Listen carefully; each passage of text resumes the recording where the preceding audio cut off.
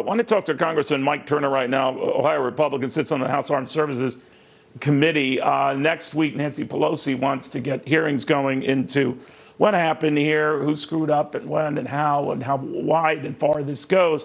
The Congressman has a good many questions as well. Sir, good to have you. Thank you. Thanks for having me, Neil.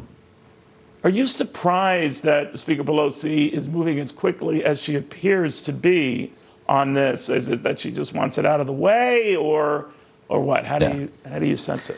Yeah, I think she wants to change the narrative. I mean, really, all the information that we're hearing from the Biden administration turns out to be not true. The president said we weren't going to run for the exits, and then that's exactly what he did, leaving in the middle of the night.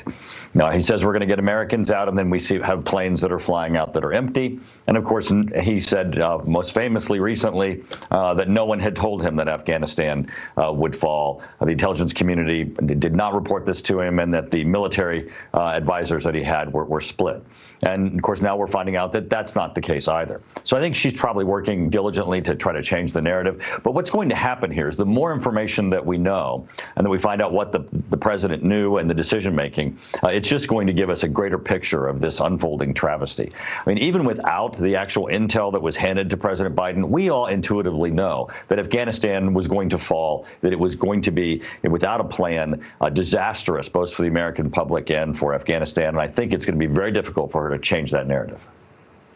All right. Now, I'm getting a sense, and obviously I know this intelligence has been provided, that there were State Department cables indicating, as recently as last month, that Afghanistan could fall very, very quickly.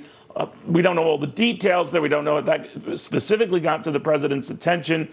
But there are others who are saying the president really didn't care. He was warned that there could be some problems. But 20 years, you could find excuses to keep pushing it back, but that he chose not to, because whatever the risks of our staying there any longer were just as severe. What do you make of that? Well, this is very curious because, first off, Biden served in the Senate. He served as vice president. It's not as if that he was handed Afghanistan without an understanding of what the circumstances were.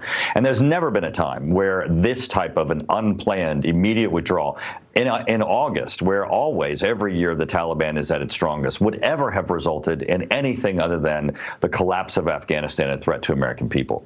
I mean, this was a NATO command under which the United States was integrated. The United States commanded this in conjunction with the Afghan National Military. When you rip out the U.S. chain of command, you leave the Afghan National Army without a military, without a plan, and without a chain of command that they can respond to. This would be the natural result. All right, Congressman, I'd love to touch base with you again next week as these hearings begin and get your thought on how they're coming along and what intelligence is being made available. Thank you. In the meantime,